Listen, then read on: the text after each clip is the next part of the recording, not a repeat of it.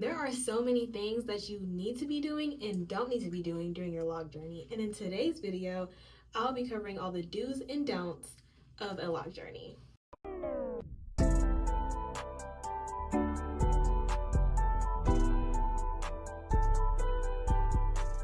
If you're new here, hi, my name is Lynn Destiny, and on this channel we cover everything from beauty to lifestyle content, specifically locs.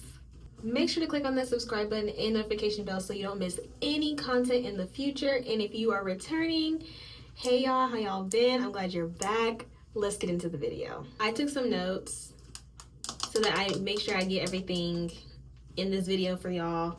Let's just get straight into it. Do keep your locs clean. There are a lot of people out there that are not washing their hair. I don't know why they're not doing this, but y'all, you don't need to wash your hair every day, but you do need to wash your hair at least every 2 weeks to a month. A month the most. And I say this because a lot of people in the community, they do use a lot of product in their hair. And if you do not wash your hair regularly, you will have a lot of buildup, which can cause breakage over time. And we don't want that. Don't over twist your hair. There's literally people out here retwisting their hair every week, every 2 weeks. I get it. You like the sleek look. I get it. You want to look,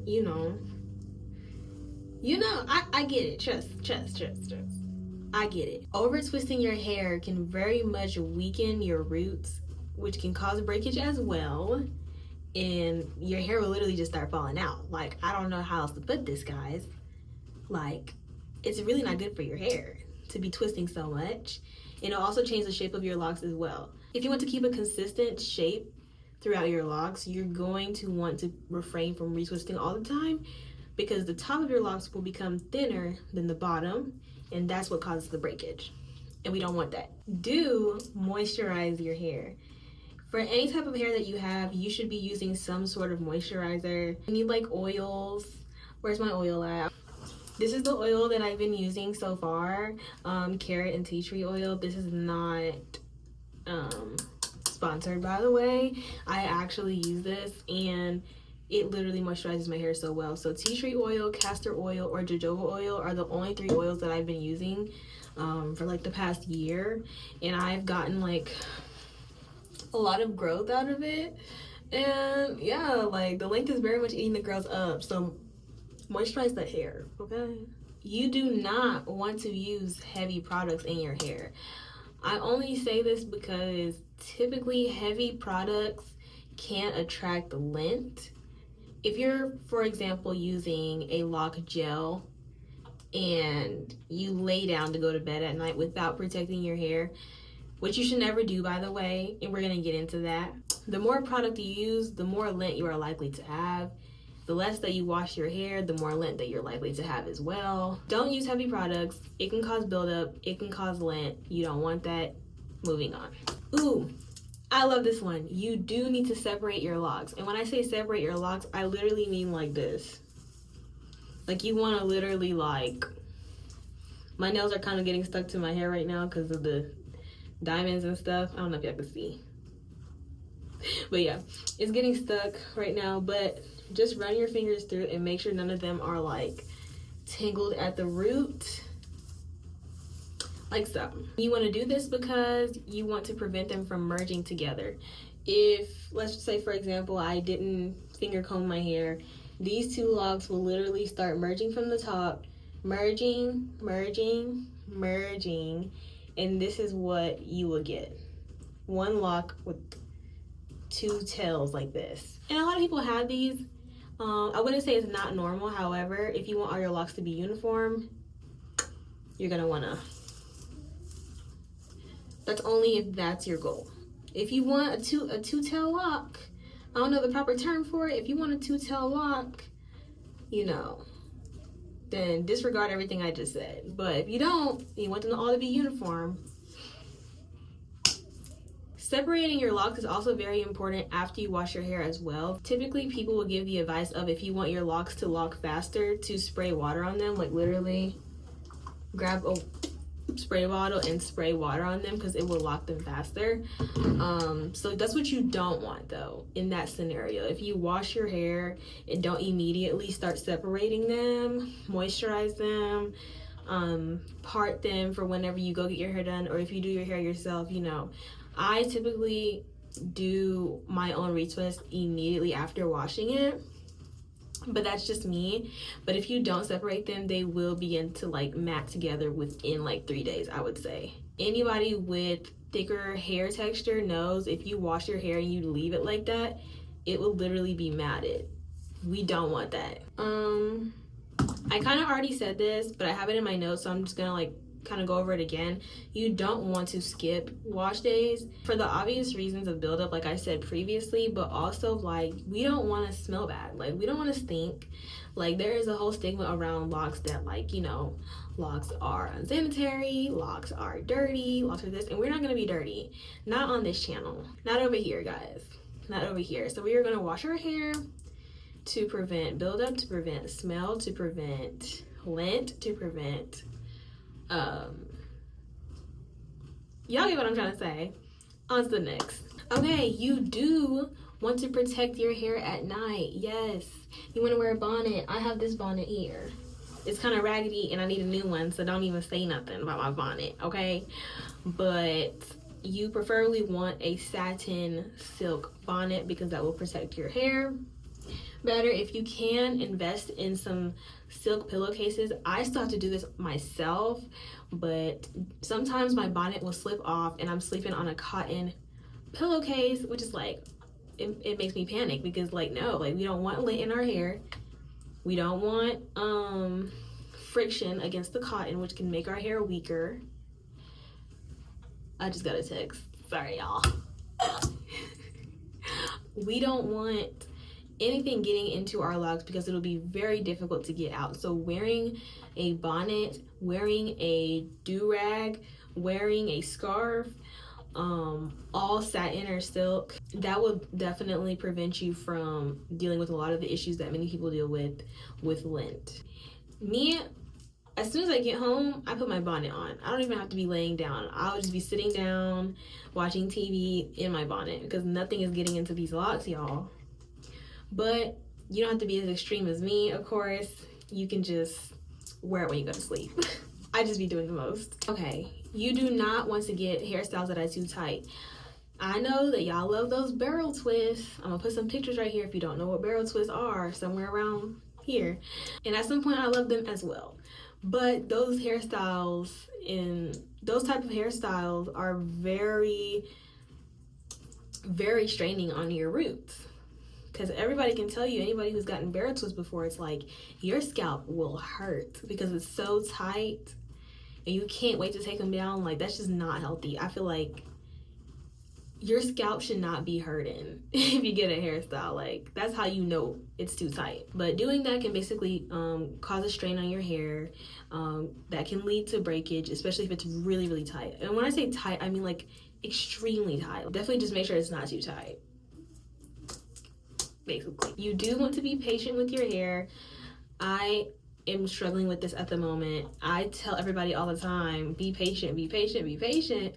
But I'm not gonna lie, like I literally woke up one day and my hair was just this long. Like I don't even remember the process of being patient. I kind of just forgot about it. I just stopped thinking about it and then boom, my hair just got longer. Like I don't know, like I think the less I thought about it, just the fast, what do they be saying, like when you watch water boil, it boils slower or whatever. That's kind of how it is. Like if you don't pay attention to your hair, it's gonna grow.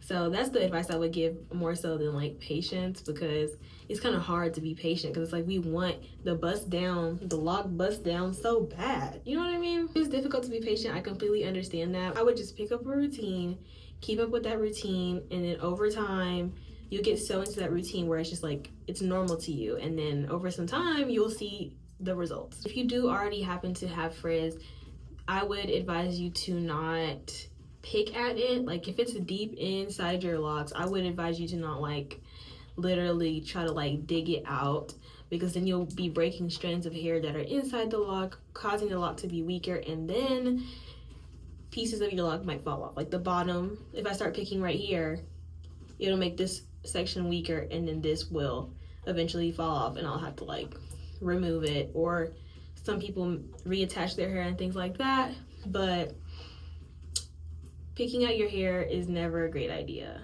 And if you can wash it and it naturally comes to the surface, like just like gently remove it like so. I would advise y'all to massage your scalp. One, it literally just feels good. Like who doesn't like a scalp massage? Like who doesn't like a scalp massage? Come on. It also promotes hair growth. I don't know the science behind this. I see the results. And whenever I wash my hair, I massage my scalp. When I wash my hair, I do my leave-in conditioner, I massage. When I put my oil in my hair, I massage my scalp, and I put the oil throughout the rest. So I'm like, I basically go like so. Do not, I repeat, do not use harsh chemicals in your hair. Oh my gosh. Like hair dye does apply to this.